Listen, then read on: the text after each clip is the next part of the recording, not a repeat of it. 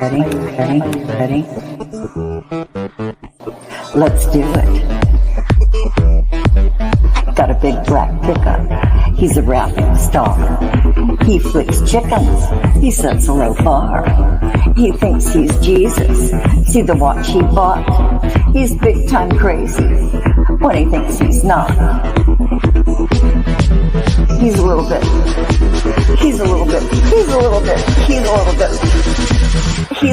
la la la la la. A little bit Justin. Oh la la la la la la. A little bit Justin.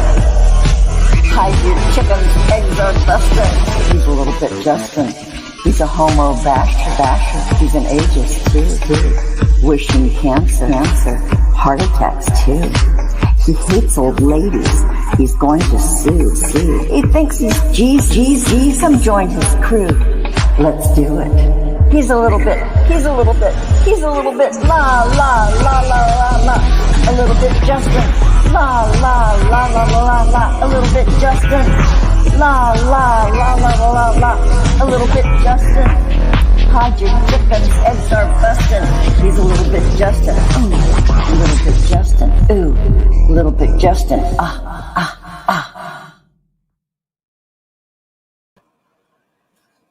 Okay, that part's over. I don't think our guest has ever heard that before, and it's so bad that I love it. Yeah, and it's also so bad that I would never be copyright stricken for stealing that jam from Schitt's Creek.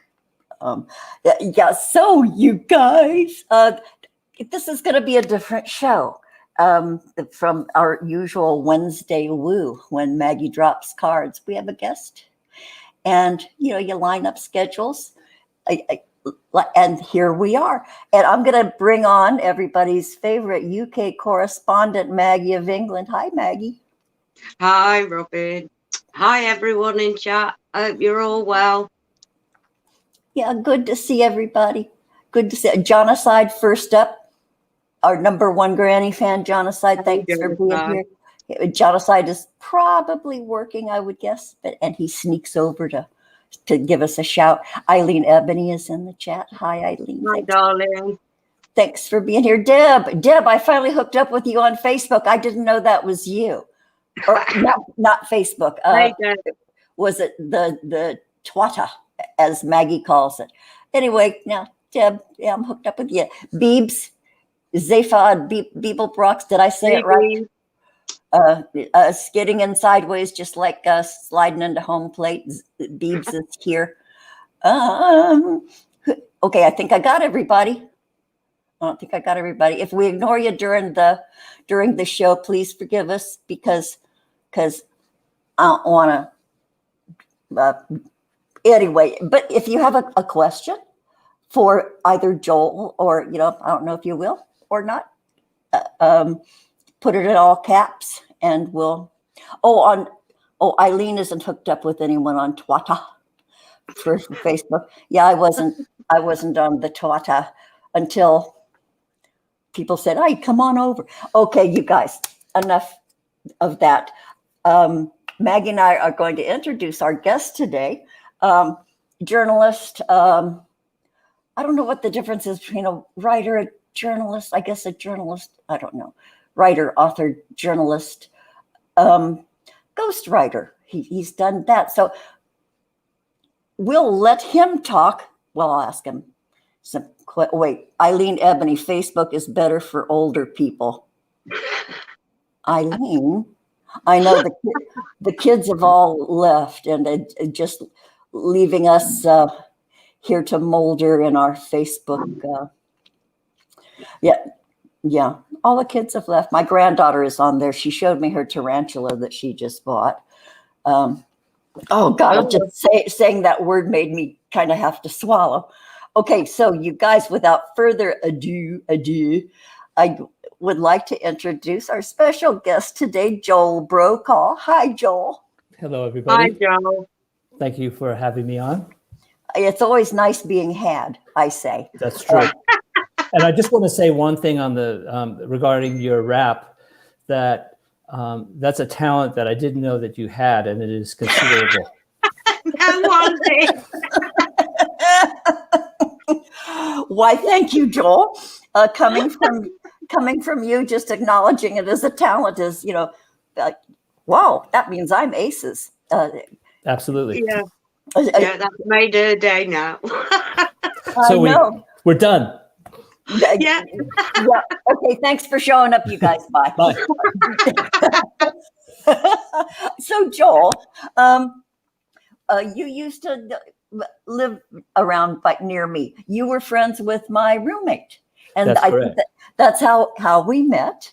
A long And this time was ago. 15 or more years ago. Maybe. Probably more, but 18. Yeah. So, well, good to see you. same here. And I gotta say really quick, Joel, you have the most glorious head of hair of any man I've ever known. Well, it's we all have our advantages and disadvantages. So, but thank you. Yeah, and when you were younger, boy, you were kind of a hot patootie. Well, I didn't think so at the time. So, And but that's- thank you. I don't think any of us do ever, really. That's the lovely thing is that when you don't. Yeah, out of my Deb, our friend Deb, who is a journalist, also sort of. She's anyway. She says, "Yeah, nice hair, Deb." Thank out you. of mine. Yeah. And It's what my English friends would often call it. They would call it a bird's nest. Yeah. Maggie wouldn't It's know. a trend here, believe it or not. That's a trend. A bird's nest style. That's Yeah, Or- it really is. All the lads are getting the top of the heads burned. Are really? Boy. Really? And probably with the fade on the side and then the top all bushy. Yeah. That fade haircut's a little weird. Where they shave up the sides and just have the stuff sprouting out the top like corn silk. Yeah. Yeah. as if it grew there. And of course it does. Okay, Joel. Yes, ma'am. You live out in the country. You used to be you grew up mostly in LA. correct. Around LA, Hollywood, because your family was attached to the industry out here. And then when did you decide that you needed some open spaces? Well, I think I kind of decided it when I was about 3 years old, but I wasn't able to act on it until much later. I think somebody once tried to analyze me and said that I am an empath, and that if you're an empath, you kind of need to escape because you're just taking in everything. Yeah. And so for me, it's always been kind of a theme that I like to be near an urban center. So I'm not totally isolated, but I like to be somewhere where I'm just surrounded by nature. And thankfully, over most of my adult life, I've been able to manifest that. I can't take people stuff either. I know exactly what you're talking about. Because you go into overload. Absolutely. Don't ever put me at a party because I'll be the guy sitting in the corner talking to grandma. I like the kitchen myself. The kitchen, where the food is. You have everything you could possibly want That's in right. regard to a party, and you just party all by yourself And if you get bored, you can. There's always dishes to do. I know, I've done that too, rinsing glasses. It's kind of pathetic when you look at it on its surface, there's somebody, because they don't fit in. I was always self-conscious about that. But you have a yard deer named Gordon. That's correct.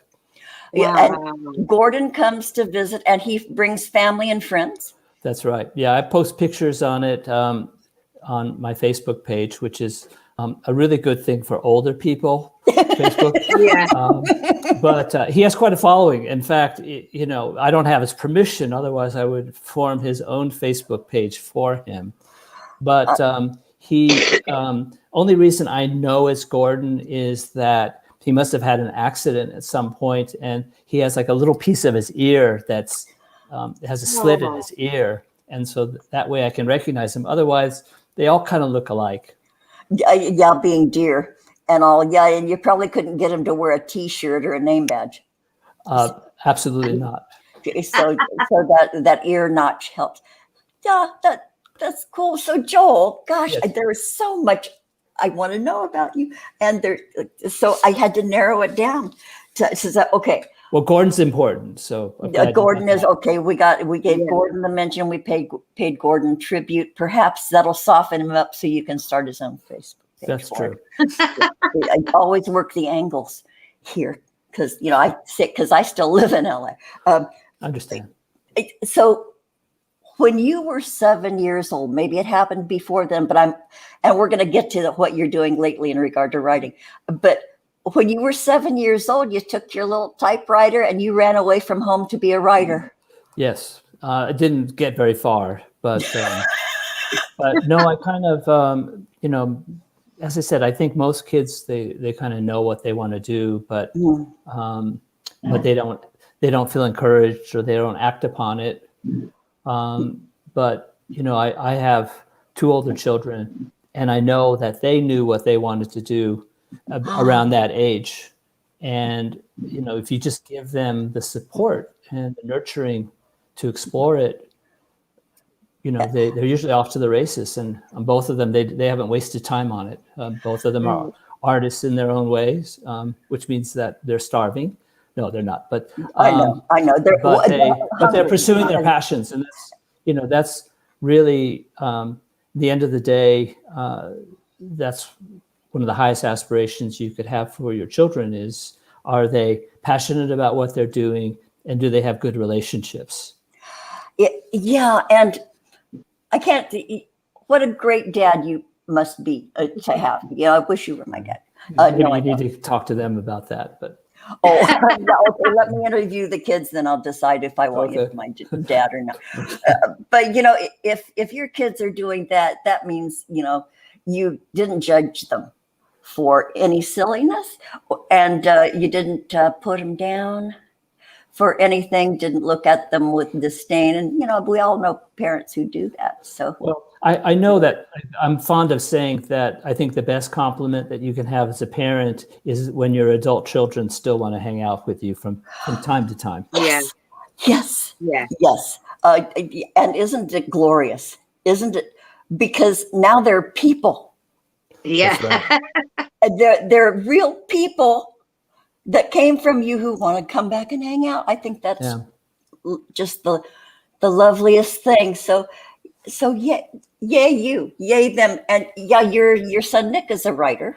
Correct? He works as a director and assistant director in film. So he's actually the fifth generation in my family that's been somehow involved in the entertainment business. The fifth generation. No kidding. So before your dad. Correct. Yeah, my father is the third generation. Okay. And it started in Tsarist Russia. Would be my great grandfather had an acrobatic dance troupe, with the balalakas and the Cossack things, and they performed in Russia, but they also appeared in London and Paris and all of that, and then they came over to the States in 1898 and performed on the vaudeville stage. And so my grandmother spoke the best English, and she was dealing with all the theaters, even though she was under 10 years old at the time. But she was booking the band, the group into all the theater places around the country. And so she developed a lot of relationships with these agencies, and then they all became adults and didn't want to continue dancing anymore. Some of them continued to be performers, and musicians and so forth, but others didn't. And she got a job for her brother at the William Morris Agency. His name was Johnny Hyde, and he's kind of well known because he was the one who discovered Marilyn Monroe and really used his clout to to get her contracts with 20th Century and so forth. I'm just going to give you the scenario. So my father was the youngest of all the children in that family, and so all the other brothers were off to war. My grandfather had a heart attack. Another brother of his brothers had been killed in the war in the Death March of Bataan. Another brother survived a torpedoing, and so they moved out to California, and where my granduncle Johnny Hyde was, and against his better judgment, he hired my father to be a trainee in the mailroom, and my father ended up becoming really a legendary agent in Hollywood, and that's the childhood that I grew up in this kind of crazy world. In the crazy world, from balalaikas to Hollywood. Right, exactly. That is absolutely fascinating. And you're Jewish. Well, I am of Jewish heritage. I don't practice. Jewish heritage. I don't practice the religion. Yeah, but I read, me neither, because dogma gives me hives. But you talked about being a little Jewish kid in a Catholic service. Yeah, I mean, that's one of the little pieces. We had an Irish Catholic nanny, and I mean, if you want, it's very short. I can read you the. Please do. It's delightful.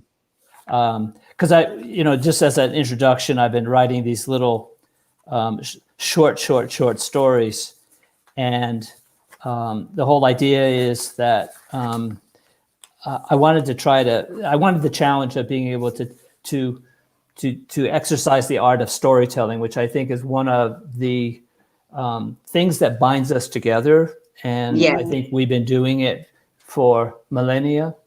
But it's something we've been getting away from. And I think it's one of the most powerful ways that we can connect with each other. So my whole idea was to use some of the crazier stories in my childhood and onwards to see if within 300 words or less, I could give somebody an experience, move them in some kind of way, make them smile, make them cry, make them laugh, make them think about something, and no attachment to any outcome with it. I don't have any form. I just put it on Facebook, and it's kind of taken off, and I'm just happy for it because I want to share smiles with people. So in any case. Yeah, and just briefly, I see by your Facebook comments that I'm not the only one that's encouraging you to turn this into perhaps a book or some sort of a compiled thing all in one place. And the format. Well, you can tell what the format is, but please continue. I'm sorry. Well, basically, I've typed them out on paper and I photograph it and put it on Facebook because I want to break the digital wall, because the thing with I even have some here that you'll see I've got cross outs and strike overs and everything like that, just because I want people to see that this is a hand, this comes off the hands. It's not just clicking on a little box. So, and they're seeing the process. But anyway, I'll read you this one about my earliest religious experience. So this is called Perfect Moment number 3. At age 4, I was taken to a Catholic mass by our nanny, Mary Muldowney. I assume my brothers and I had to do this because our parents were away. It was a very boring affair, at least in the beginning. It was all in Latin. There was incense. I really didn't have a clue what all the fuss was about. I knew nothing about religion or why it was necessary in the first place, nor did I know who Jesus was and what he was doing so high up near the ceiling. At a certain point, some men in fancy clothes walked down the aisle with a big plate mounted on a long stick. There were dollar bills and lots of shiny quarters in it. When it passed me by, I immediately felt better about the whole thing. How cool it was that they were giving away money. I dug in and came out with a fistful of coins. I thought about all the packs of chewing gum I could now afford. Every set of eyes in the entire church was angrily set upon me. What a great introduction to religion and another powerful concept called embarrassment. Anyway, so, At such a young age. Because I was brought up Roman Catholic, so I get every bit that you're saying. And he looked at it with new eyes, and so Yeah, but so I couldn't understand any of it either. yeah. Why things were they were. It just didn't, and I could read the whole mass off verbatim by the age of 4. And the funny thing was that when my brother read this story recently, and he said to me, he said that was one of the funniest moments of his childhood.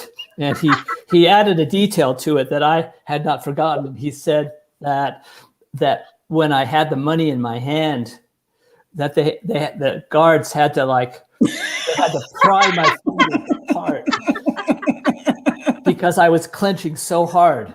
With visions of packs of gum swirling.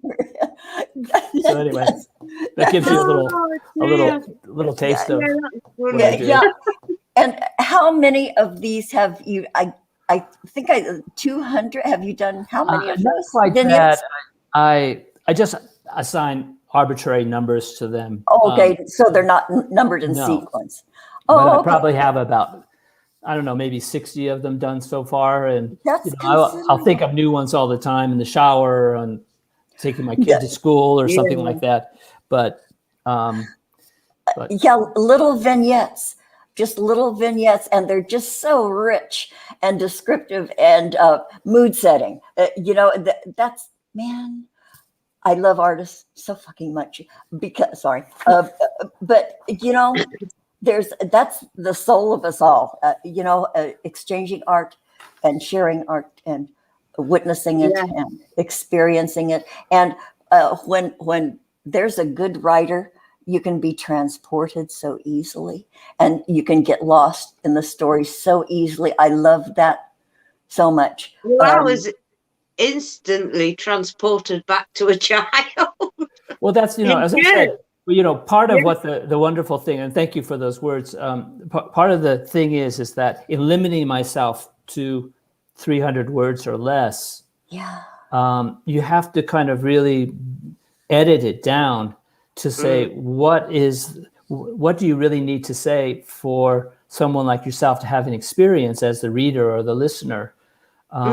And in a way, it's having that kind of a limitation. It actually stimulates creativity in a whole different way.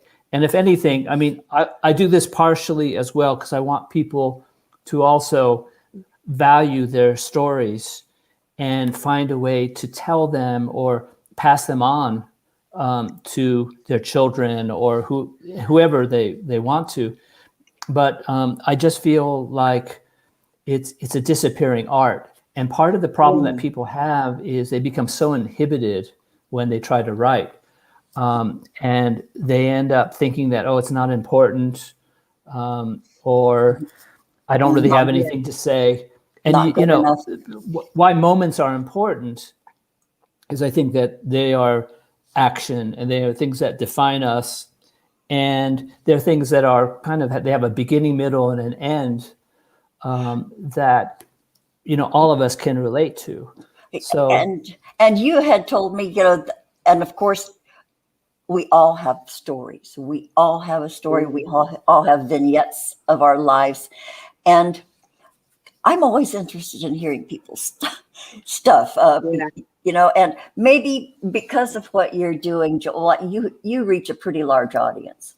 And I think when people see this, number one, you make it look really easy. And maybe that will encourage people to go, maybe I can do this.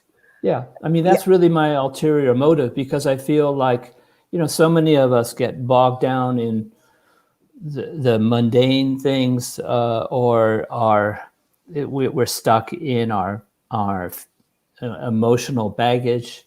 And writing is probably the best therapy for people to come to terms, to develop forgiveness, to see themselves as, it's really not that significant. Especially, one of the joys of getting older is you realize that a lot of the things that you thought were super important are really not that important. So yeah, and you spoke of forgiveness, and I think maybe perhaps sometimes through the writing process you'll learn how to forgive yourself. Many absolutely, yeah. So it's like a therapy. The journaling, diaries, journaling, online journals even began. I think maybe that was the demise of putting pen to paper. When you could join Blogspot or LiveJournal or any of those other, blogging things. It made us lazy, I think.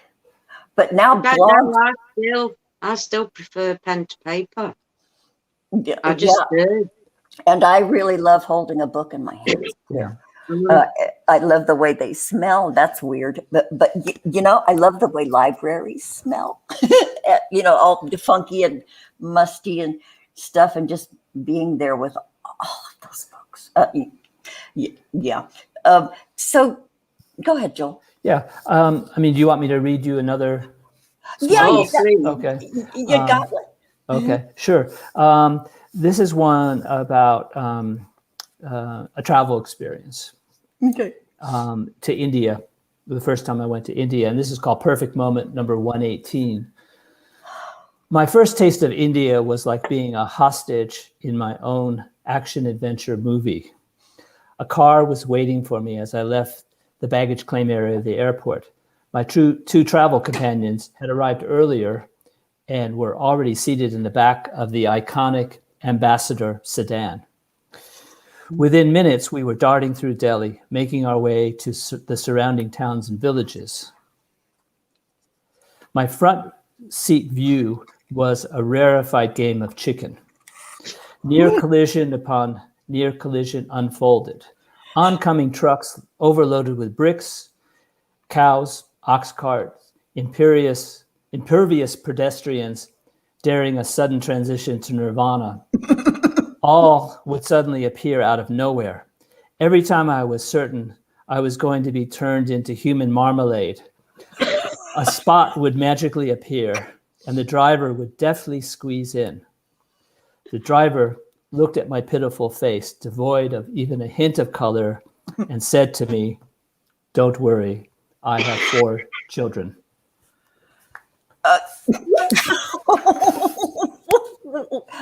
So 3 and a couple of spares, or what do you mean by that? Well, it just sort of means I don't want to die either. So, chill. Okay. So he was giving you kind of a sideways reassurance. Right. But the funny thing was that when we finally got close to his destination, to the destination he was taking us to, he said, "I need to stop for a moment." And he stopped the car, opened the door, went up a little hill to a little Hindu temple, and he made a prayer there. And I said, "What's that about?" And he says, "Well, it's because we survived the trip." And I just sort of said, Okay. So at the end of the trips, you are grateful that you didn't die. That's correct. Okay, boy. Because they don't have proper roads or anything. It's just dirt tracks. Well, there is Depending. yes and no. They don't have the the super highways and the autobahns and the M6s and all of that. And it can, you might look at a travel distance and say, "Oh, it's only 200 kilometers. We can do that in a couple of hours," and it ends up taking 6 hours because of all the traffic and the road conditions, as you say. And sometimes you can be going somewhere and you may have traveled 2 days and you're about a half an hour away from your destination, and there's some men waving a white cloth and saying, "The monsoons have washed out the roads, you have to go around," and might add 2 more days onto your... But the thing is that in a place like India, everything's like being in the middle of your own movie.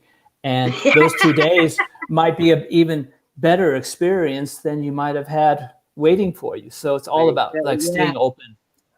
Yeah, and no expectations. Correct. Yeah. Absolutely. Yeah, just going with the flow, and that way you're never disappointed if you have no expectation. And that's Exactly right. Don't do that to yourself, you guys. Just go with the flow and stay safe, of course. So, Joel, you speak fluent Swedish. Yeah, it's a very useful talent. Okay, I read one of your vignettes that said what got you started was Ingmar Bergman. Oh yeah, right. Yeah. Do you have that one? Yeah, I have to bear with me a minute. I'll have to fish it out here. I'm just springing this on Joel. He's so gracious. I asked if you could give me a list, and that way I could. And I didn't. But you didn't do your homework, which is okay. I did. Oh, hey, I've told everybody I didn't. I didn't do well in school, Joel. I got to. Yeah. Well. And procrastination is. Okay, I found it. Okay, thank you. All right, so this is perfect moment 136. I loved Ingmar Bergman films as a teenager. They had a brutal honesty that I needed. There was no pretense. Life was messed up. So what are we going to do about it? So I ended up on a small Swedish island pondering life's absurdities and its beauty. I delighted in the four seasons, and the contrasts in nature denied me growing up in Los Angeles. Many years later, I met Max von Sydow, Bergman's favorite actor, most famous in his role of the knight confronting the Grim Reaper. Don't play chess with him. I told him that he was partially responsible for the fact that I was speaking fluent Swedish to him. Did you ever think that a kid growing up in Southern California would be so profoundly influenced? He was genuinely tickled and laughed out loud.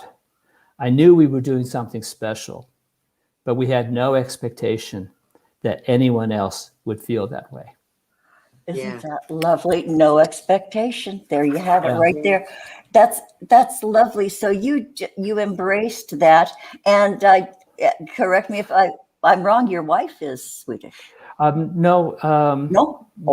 My ex-wife was Danish, and Danish. My current and hopefully last wife is German. She's so I'm working my way south. So. Oh, Lord. Okay, stop right there. Turn in your ticket for the rest of the route. Okay.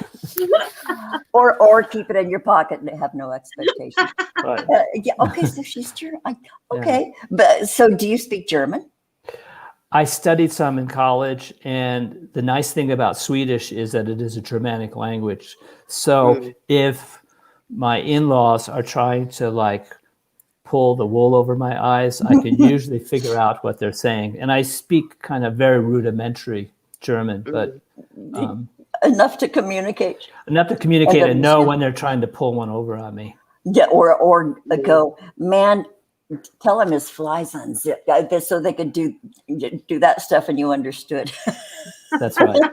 Exactly. That's too funny. Yeah, I see many of your comments to your posts are in Swedish. Yeah, because I always click the the show translation. Right.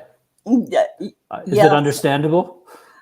The translation? Yes, absolutely. What is it? Facebook or Twitter? Facebook is very good with the translation. It doesn't use pidgin English to translate. It kind of is intuitive, and it gives you the flow of the sentence and stuff. So it's very cool. I really love that. Okay, I got to ask. A little bizarre, but anyway, go ahead. Well, I think it's very cool. So, how long ago did you start developing these friendships? Because you have a broad circle of friends in Sweden. I lived there between 1975 and 1981, and so it was a very formative time in my 20s, and I was just really fortunate that I fell in with a great group of friends, and there are people that when I go back there in more in recent times, it's like we just pick up where Yeah. Isn't that we lovely? left off. And that's not an experience that you often have in our culture here in the States. People That's tend true. to be, a little bit more flighty and superficial and all of that. Of course, it's a broad generalization, but back there, I think it's hard to get to know people well in the beginning, but once you get to know them, they're friends for life, basically. Yeah. I think that's lovely, and that's kind of a tribute to you and the kind of friend you are, to have friendships that long. That says a lot. And Well, I know. they put up with a lot of nonsense from me, basically. Well, who doesn't like to have fun and Yeah. and be a little nonsensical once in a while? Gosh, sometimes we need to laugh. Yeah. Sometimes I really need to laugh. And that's why Maggie and I are here. Sometimes It's really important. it's It's really, why we do this. yeah. And okay, I have your dog Harvey. Mhm. That was another story about how Harvey was with you for 13 years. Your brown dog, your big brown dog. You're going to make me cry. That's okay. You've made me cry a couple times, so fair is fair. Yeah, Harvey, you found him in the cold in the crack of a boulder That's correct. after your daughter asked you for a puppy and you said no. We have cows and we have Right. koi fish. We have cat. We have all no, and then you found little Harvey. Yeah. Somebody just dumped him off. He was a brown chocolate lab and English pointer mix, and but he was like about the size of my hand, and he'd fallen down into a boulder, and we sort of heard some crying up on the hillside on the property I lived near Sequoia National Park. And I had an Australian Shepherd dog at the time as well. And we went up the hillside when it turned into a distress call. And the dog kind of was able to help lead us to where this puppy was. And he had climbed up on top of down a hillside and had fallen into a large crack in a huge boulder, and he was stuck there. And so basically I lifted him out very carefully, and then my daughter was staying with me at the time, and I put the dog on her bed as she was waking up, and I said, here's your puppy. And then the kicker of it is that I took him to the vet the same day, and that's my German wife. So that's how we got started. You're German. So that just all came together beautifully. Yeah, my daughter takes credit for not only manifesting the puppy, but also Being matchmaker. So, she takes credit and blame. So you have this lovely wife and you have a young son, and yay on you. Yeah, bless your heart. Yeah. So was Deckel the one who discovered Harvey? Deaky, yeah. Deaky. Okay, I thought it was a Tibetan name. So I always get it wrong. So Deaky. Yeah. So she was the one that and she needed to have her own dog too. So it all worked out well. Yeah, she wanted a puppy. Right. Yeah. Well, who doesn't want a puppy? That's right. I'd love to have a puppy. Someday I'll have a puppy again. That's before I'm gone. Got to have a puppy. But you had a cat allergy, Joel. Oh, okay. Yeah. Yeah, that's I have it here on my, because that's fascinating, because that sort of happened to me, only in a different way. But you were completely allergic to cats, and I understand.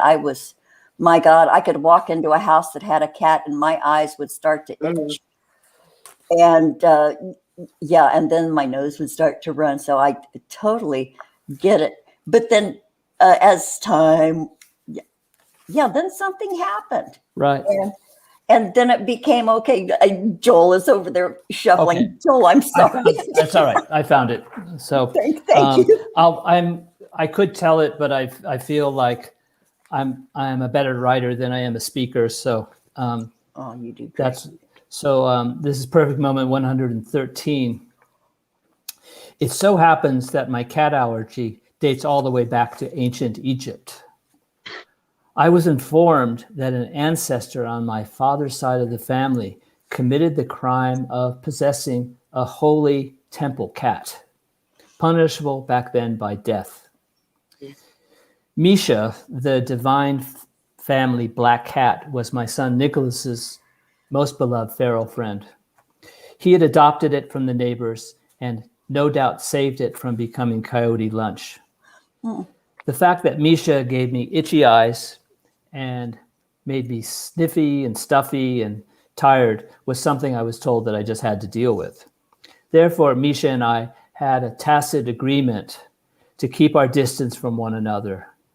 As a last resort, I asked the therapist, Terry, that I had been working with to help me with Misha. She practiced something called NAET, which is an esoteric allergy elimination technique that I'd found very helpful and even transformational at times in helping to dig up a lot of my hidden subconscious dirt. What she shared almost always rang true and cleared up many mysteries at the core. But this whole Egyptian thing felt like goofy fortune teller stuff. Temple cat, whatever. After treating me for it by pressing on some acupuncture points on my wrist, I drove home. I felt beat and went upstairs to lie down. Lo and behold, Misha suddenly appeared. He jumped up on the bed and immediately sat his big furry body on my chest. As he began purring, I noticed something extraordinary. I was suddenly symptom-free and would remain so for years to come. The curse of the pharaohs had been lifted. The curse of the pharaohs. Isn't that bizarre and wonderful? And and that of course Terry was one of a kind. Yeah, she was amazing. She was amazing and wacky and wonderful and brilliant and And all the information that she would get from you was all done non-verbally. It was like she would intuit things. She would sit there, and I know this sounds really goofy, and not for everyone, but she would sit there and she would think a question in her mind, and then she would muscle test, kind of like try to pull your fingers apart in order to see how the body was reacting to it. Because so much of the stuff that are the patterns that we repeat in our life, and we say, why are we making the same mistake again? Oftentimes lies in this subconscious stuff that we have no way of accessing. And so she was like, probably out of all the work that I've done on myself, there was no one that got dramatic results better than she did, because she was able she just unlocked it. And as I said, every time even something like wacky like this, it's like most of the time I sort of said, hey, that feels right. I mean, you just kind of get it's organic. You get that feeling. I can honestly say it doesn't feel wacky to me at all. But I mean, it's like there's so much of the stuff that's the most important that we really can't explain. No. Or express many times. Yeah. Or put into words even. Yeah. I mean, there was one, if I could interrupt, there was one, one story that I kind of think epitomizes this, is one of my favorite stories of all. And it goes back to my time in Sweden. And this one, and if any of the people listening are say, hey, we've heard too many of your stories, can you stop? I will heed. More. Okay. This is okay. So anyway, so this is perfect moment number 63. I knew what I saw, and there was no unseeing it. Our minds always want a logical explanation. We want confidence that there's meaning and purpose in everything. That's why we have gods, myths, science, and fairy tales. But I had no answer for this one. Earlier that evening, I was going up a stairway in a Swedish school building when I noticed the unmistakable back of one of my students just ahead of me. He was a banker with a great sense of humor and great fun to have in my English as a second language class. I climbed up the steps a little faster to catch up with him, but as I increased my pace, so did he. When I opened the door to the classroom, he was not there. Oh, I'm sure you haven't heard, one of the students huddled in the back told me. The man I had seen on the staircase had died earlier that afternoon. He had a heart attack walking up the stairs to his office after lunch. We canceled the class, and I had a long drive home with much to think about. As I waited for the ferry boat for the short hop to my island home, I concluded that I didn't have an answer to what had just happened. Instead, I simply accepted it as a message. Embrace the unexplainable. Yeah. You saw his shame. It was unmistakable. It was his. That just gave me goosebumps all up and down. It's my ghost story. It's like good. It's a good story to tell. When you're around a campfire up in the mountains, backpacking, get people really scared. I love that. Wow, he had a heart. Boy, I'm going to be thinking about that one for a lot. That's one I haven't read, Joel. Ooh, thank you. That was. Thanks. Oh, a ghost story. Oh gosh. Okay. So I would like you to kind of. I don't want to wear you out, Joel. If you get sick of this, please let me know. No, I'm having a great time. No, thank you. Okay. There's a story that Maggie might enjoy about you assisting Florence Henderson in writing her book.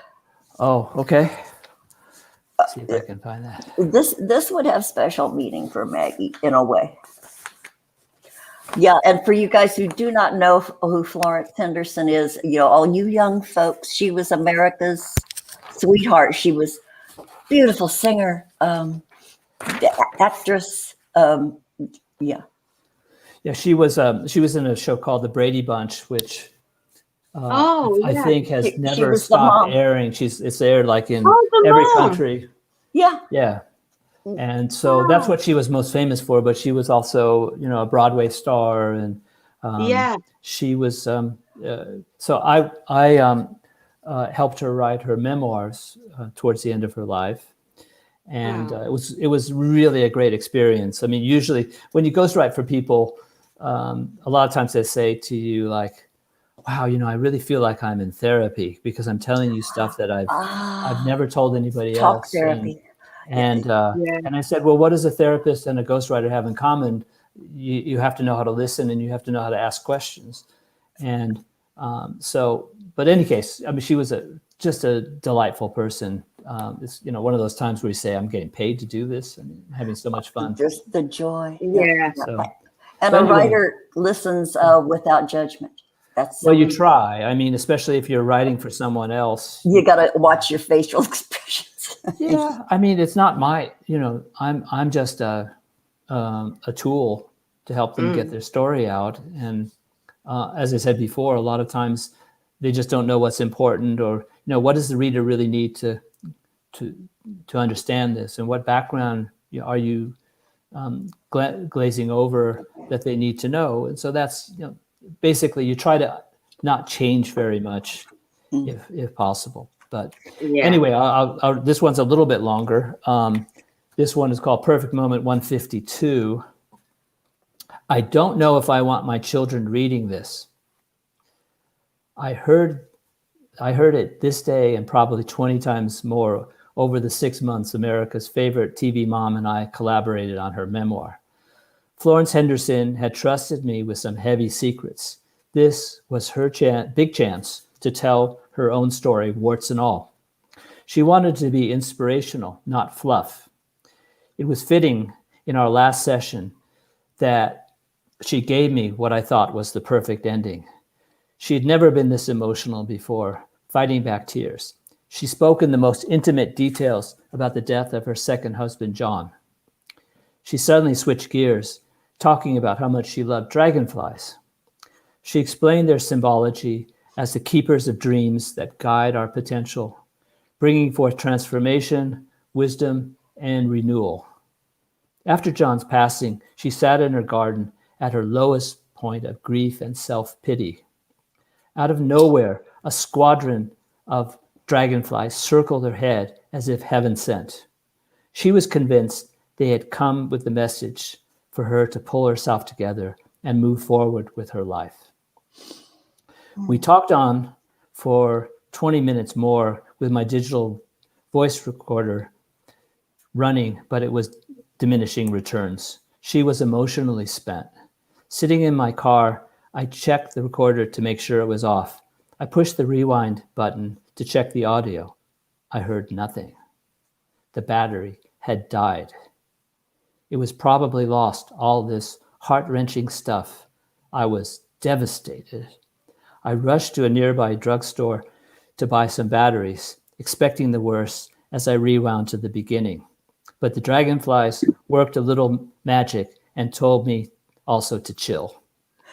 The tape had cut off the very second Florence stopped telling their story. Oh, that is just so beautiful. Sorry. That touched me in so many ways. Dragonfly is a totem of mine. Okay. And she has one on the wall behind her. Okay. Yeah, just there. Okay. Sometimes she wears one in her hair. Yeah, thank you, Joel. Well, there's no accidents, right? Yeah. There are no accidents. No. I said I wasn't going to do this, but our guests in the chat are showing their appreciation for you, Joel. Wonderful. Thank you. Yeah, and these are just regular old folks, just plain old people like us. Well, they're the most important people, so. Because we're legion. That's right. There are more of us plain old people who are extraordinary in our own ways. But yeah, plain old that people. was beautiful. Yeah. Well, that's a writer for you. That's Joel. Gosh, thank you. Sure. You My pleasure. gave me every emotion I could possibly imagine, and the visuals.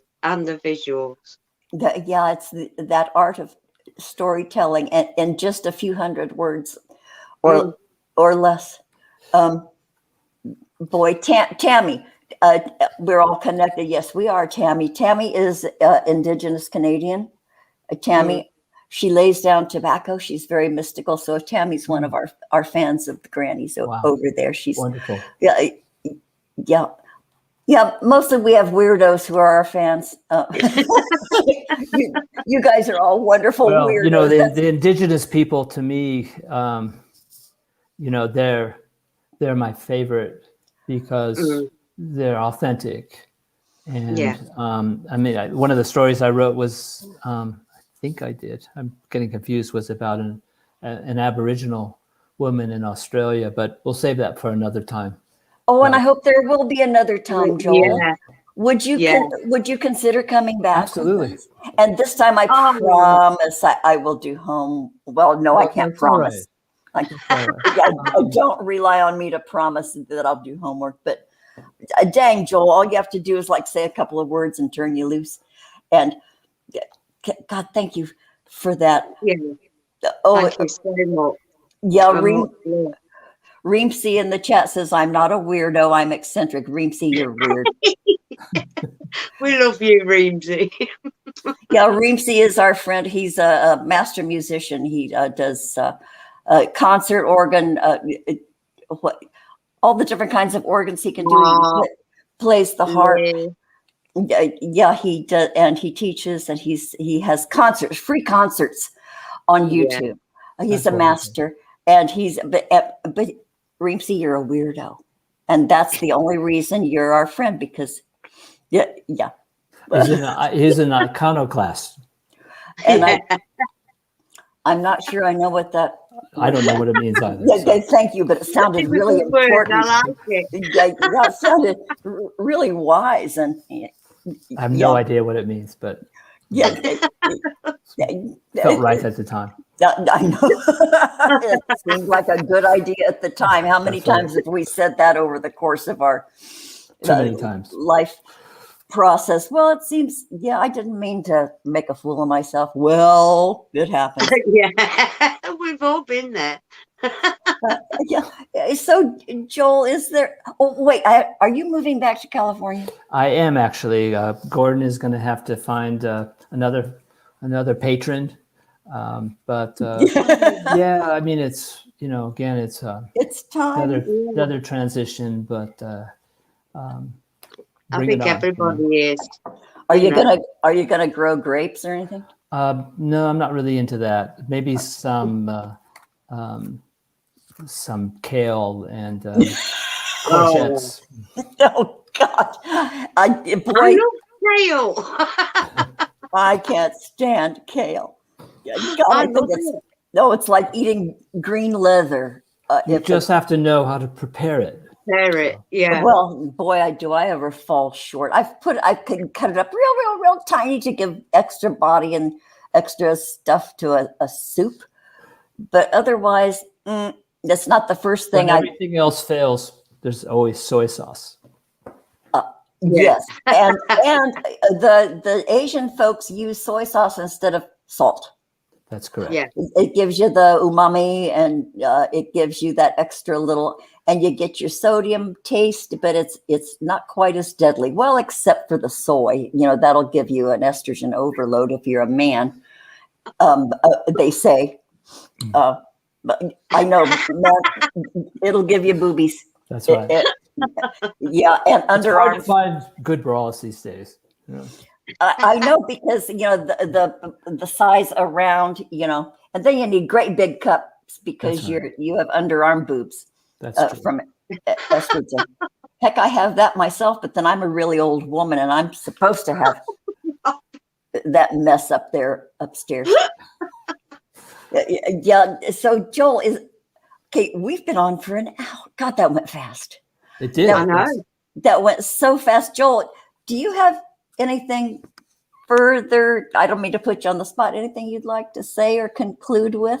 No, I just, I feel like, there's been so many people in my life who have given me such inspiration and pointed me in a better direction.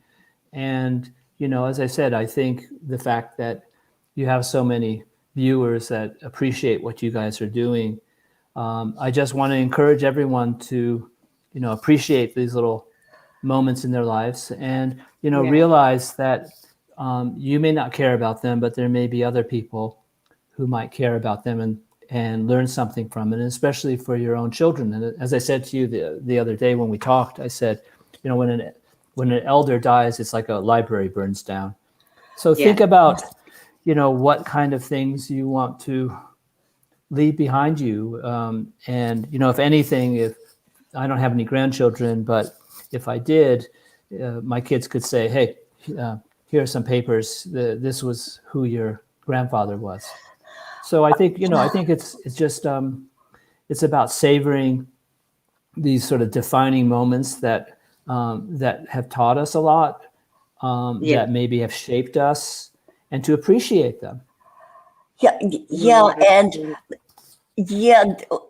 a library burning down. That's true. Well, because before there were written books, tales were told. They were handed down, word of mouth from the elders to the young ones, and that we didn't start writing it down for centuries after the storytelling. And I think what happens is, I think the values that elders had, that they shared around the campfire with the younger generations, if there's not a vehicle to do that in our families and in our lives, things get lost. And that's why I think a lot of people feel disillusioned, or they feel like they just don't have a foothold on life. It's because they don't have the benefit of knowing where they come from and what's come before them, and to have the wisdom base that was so accessible to us for millennia, that suddenly in this crazy world that we have today is not accessible in the same way.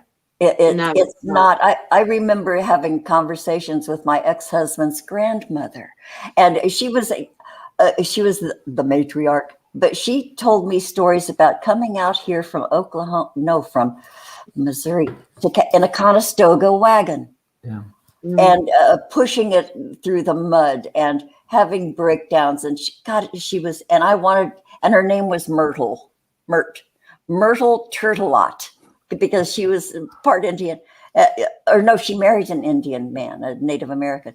And I wanted to call the book My Mama Myrt, because she had such stories. And then I never did it. I don't have any regrets. Not too late. It's not too late. I think you're right. Yeah. I think you're right. She had such stories, and about how when she grew up, when she was little, because they grew up dirt poor, she said her biggest ambition was to grow up and be like one of the ladies that she used to see in the red light. They called it the red light, the district where the fancy ladies hung out in the windows and on the steps. And that was her dream, is to be one of those fancy ladies that she saw in the red light. And it meant nothing more to her than just having some status and beauty. And that's so innocent and so sweet. Yeah, unbelievable. Yeah. So, okay, we're going to end this. I think it's been great fun. Thank you for. No, thank you, Joel. It's been great. And so please, let's talk soon about maybe after you get moved and settled and stuff. Please come back. Absolutely. My pleasure. Thank you. No, the pleasure is ours. This has been such a treat, Joel. So if you want, hang out with us after our outro. If you want to hang out in the green room, if you don't, if you have to go have lunch, that's cool too. But so we're going to end this here. I'm bringing up the brand. This is always so awkward. Okay, so you're going to have another rap? Yeah, she does. Please. Okay. Our outro is going to be my embarrassing rap. Okay, here goes, you guys. Goodbye, everyone. Thank you so much for being. Take care, everyone. Much love. We love every damn one of you. Thank you for being our followers. It means so much to us. Thank you. Okay. Goodbye, Joel. Goodbye, Maggie. I'll see you backstage. Bye. Are you ready? Ready? Let's do it. Got a big black pickup. He's a rapping star. He flicks chickens. He sets a low bar. He thinks he's Jesus. See the watch he bought? He's big time crazy when he thinks he's not. He's a little bit